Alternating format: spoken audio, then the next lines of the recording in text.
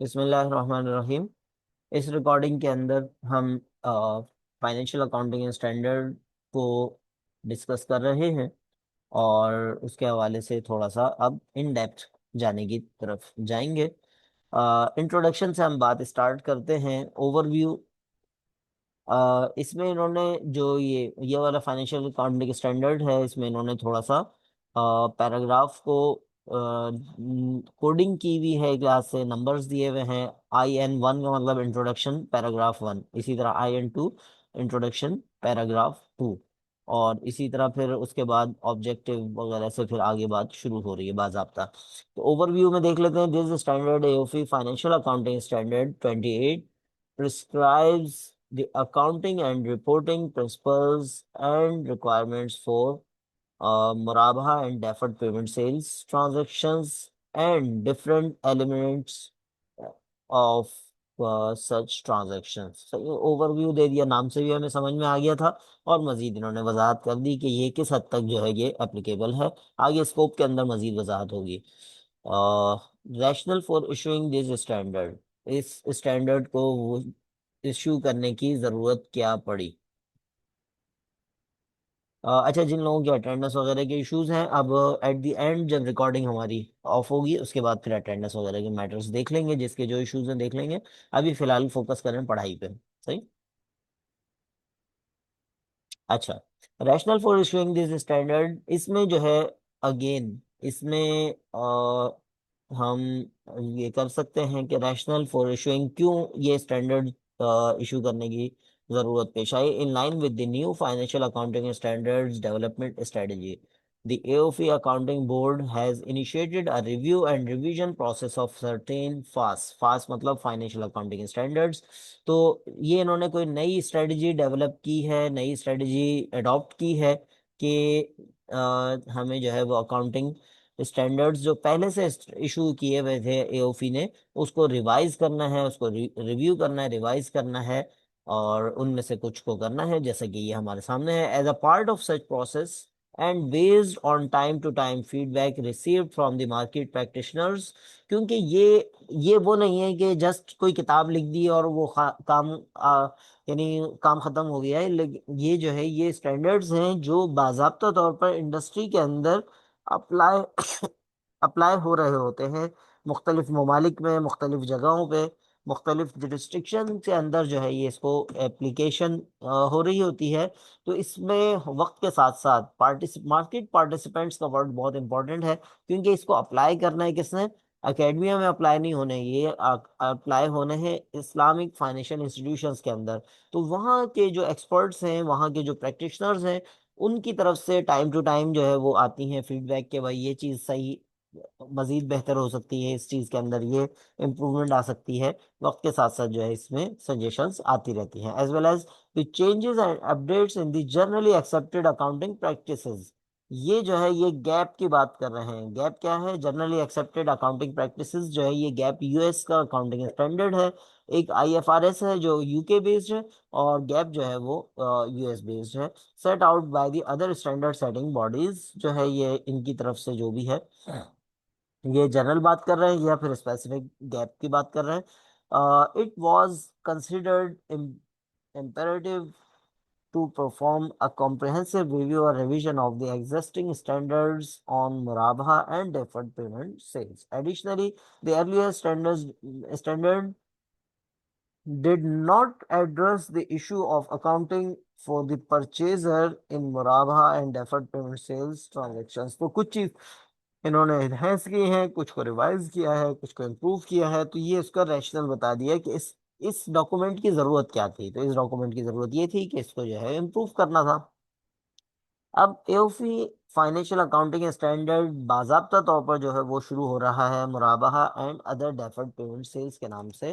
तो objective of the standard इसका क्या है? ऑब्जेक्टिव क्या है? The objective of the Sharia standard यानी financial accounting standard is to prescribe the appropriate accounting and reporting principles for the recognition, measurement, and disclosures to apply in the relation to Muraba and other deferred payment sales transactions for the sellers and buyers for such transactions। सही, objective इसका जो है वो बिल्कुल वाज़ेह है कि इस तरह की एक गाइडलाइन इशू की जाए जिसको अप्लाई किया जा सके।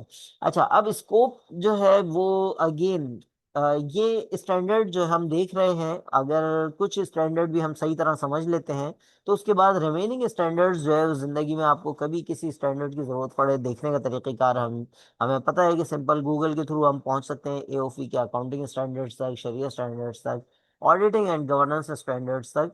तो अब अगर इसको ऑब्जर्व करें तो स्कोप के अंदर दो चीजें इसमें नॉर्मली हमें मिलती हैं। एक कहलाती है कि जो इसकी जामियत होती है, जिन चीजों को ये शामिल करता है, और दूसरा जिन चीजों को ये शामिल नहीं करता। स्कोप बेसिकली क्या होता है, और ये बड़ी जबरदस्त चीज है।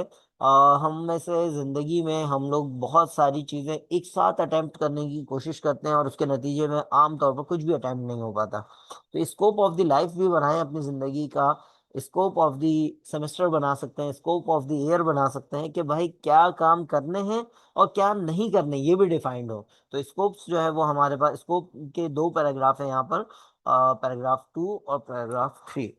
The standard applies to accounting for Murabha and other deferred payment sales transaction carried out under Sharia principles, excluding तवर्रुक एंड कमोडिटी मुराबाहा ट्रांजैक्शन। तवर्रुक और कमोडिटी मुराबाहा को इन्होंने क्यों एक्सक्लूड किया कि बज़ाहिर वो मुराबाहा से सिमिलर ट्रांजैक्शंस होती हैं, लेकिन उसके स्पेसिफिक कुछ उसूल और ज़ाब्ते हैं, वो शायद किसी और स्टैंडर्ड के अंदर डिस्कस होंगे। तो ये इन्होंने बता दिया कि क्या चीज़ें शामिल हैं, मुराबाहा और डेफर्ड पेमेंट सेल्स, लेकिन तबर्रुक जो है वो इसमें शामिल नहीं है। और इसी को तबर्रुक को ही पाकिस्तान जैसे ममालिक के अंदर कमोडिटी मुराबाहा भी कहा जाता है, उसकी खास किस्म को। तो ये होता क्या है, इसके लिए जो हमारी डॉक्टर मुफ्ती इमरान अशरफ उस्मानी साहब की किताब है उसमें मेरा ख्याल है चैप्टर नंबर 20 है, तो वो तबर्रुक को वजाहत कर रहा है कि किसी पार्टी को, किसी फाइनेंशियल इंस्टीट्यूशन को, किसी फर्द को पैसों की ज़रूरत है तो वो उसके लिए वो किस तरह जो है उसको डील कर सकता है। तो ये हमारा अभी आउट ऑफ स्कोप है भाई, हम उस तरफ नहीं जा रहे। फर्दर इसका स्टेटमेंट स्कोप का सेकंड पैराग्राफ क्या कहता है, this standard shall not apply to investments made in an investment instruments, equity instruments or sukuk, where the underlying asset for such instruments is a मुराबहा और deferred payment sale। बाज़ औक़ात क्या होता है कि सुकूक वगैरह डिज़ाइन किए जाते हैं, तो सुकूक आप कह लें इस्लामिक इन्वेस्टमेंट बॉन्ड या इस्लामिक बॉन्ड आप कह लें, तो उसके लिए सेपरेट अरेंजमेंट्स होती हैं, उसको ये कवर स्टैंडर्ड नहीं करेगा। तो ये बिल्कुल क्लियर कट अल्फाज में कि क्या चीज़ें इसमें शामिल हैं और क्या चीज़ें शामिल नहीं हैं, ये जो है ये हमें यहाँ से पता चल जाता है। इसी तरह डेफिनेशंस की बात करते हैं, for the purpose of interpreting and applying this standard the following short definitions are relevant. सही, कुछ डेफिनेशंस इन्होंने बताई हैं जो हमारे लिए मुफीद हो सकती हैं, तो हम देख लेते हैं चलें, क्योंकि डेफिनेशंस भी इंपॉर्टेंट होती हैं आमतौर पर। अरबून, अरबून जो है वो क्या है, is the amount paid by the intending buyer, जो खरीदने का ख्वाहिशमंद है वो पे करता है। अच्छा, इसमें सिचुएशन पहले समझे, सिनेरियो समझे कि नॉर्मली क्या होता है, इस्लामिक बैंक में क्लाइंट आता है कि मुझे पैसे चाहिए, बैंक उसको बताता है, इस्लामिक बैंक बताता है कि आपको हम पैसे क्यों दें, क्या करना है आपने उन पैसों का।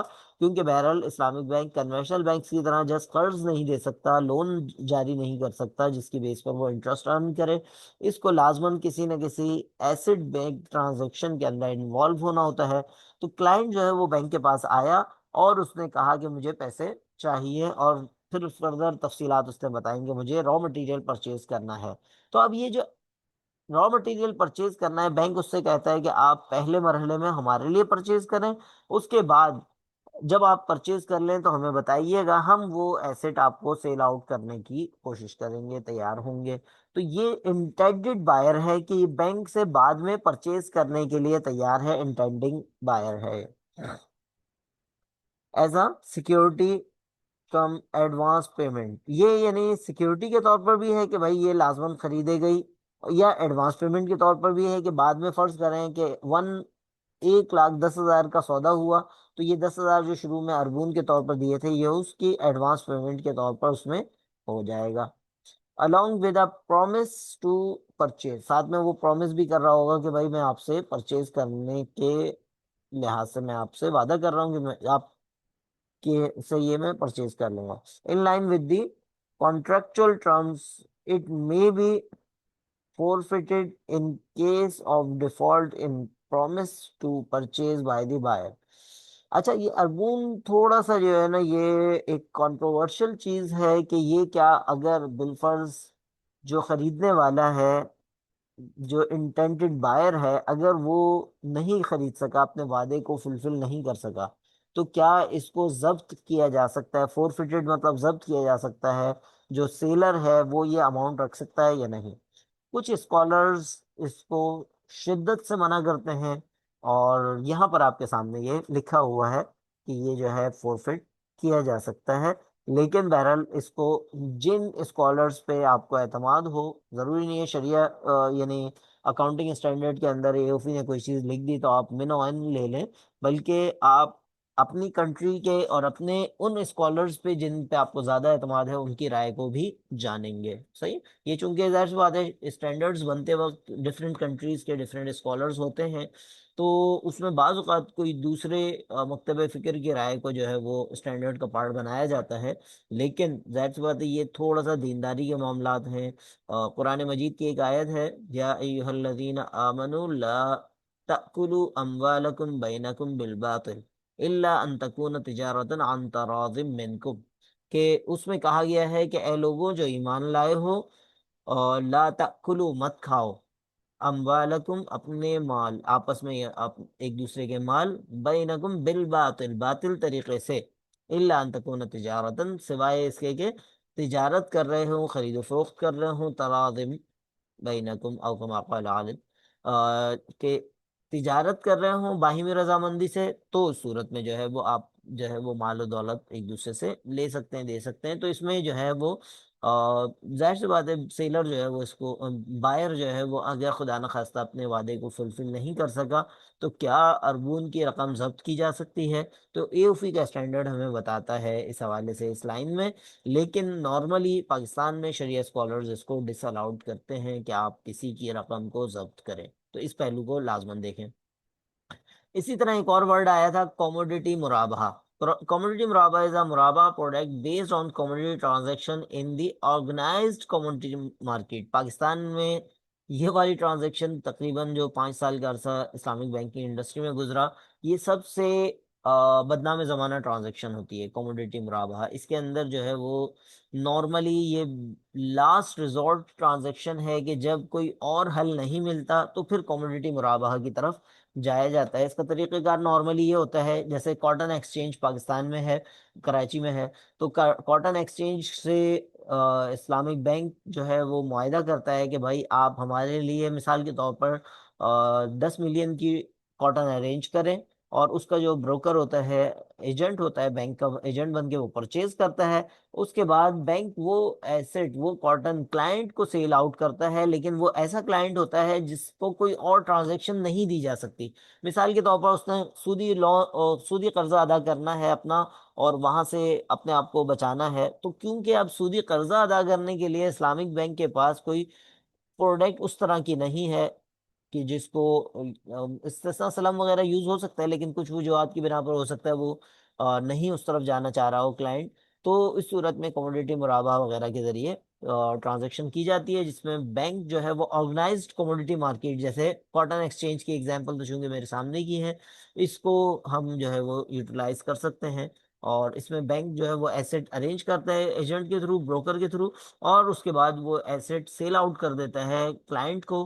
क्लाइंट वो एसेट आगे मार्केट में खुद भी सेल कर सकता है और किसी और एजेंट को भी दे सकता है, और सेम उस एजेंट को नॉर्मली दे रहा होता है। तो थोड़ा सा ये ऐसी ट्रांजैक्शन है जिस पर जो है क्रिटिक्स काफ़ी ज़्यादा हैं, और जो एडवांस लर्नर्स हों वो इस पे जो है वो कम्युनिटी मुराबाहा पे फर्दर चीज़ें सीखना चाहें तो most welcome.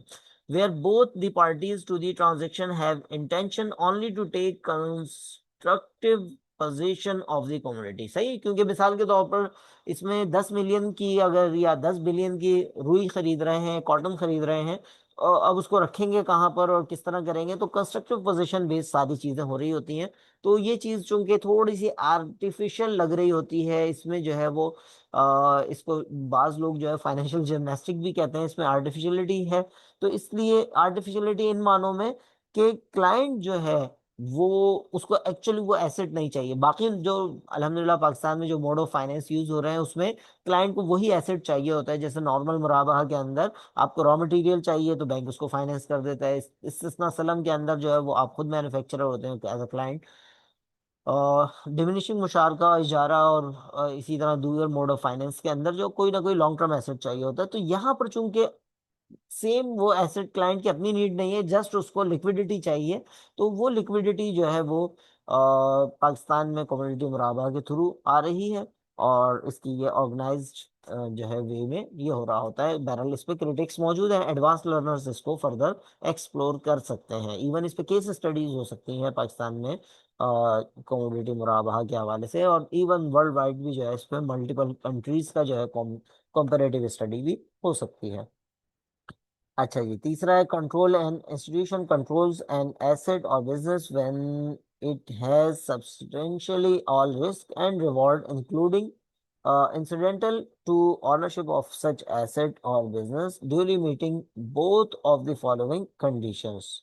It is directly exposed or has right to the variable returns negotiating positive risk for from its involvement with such assets or business.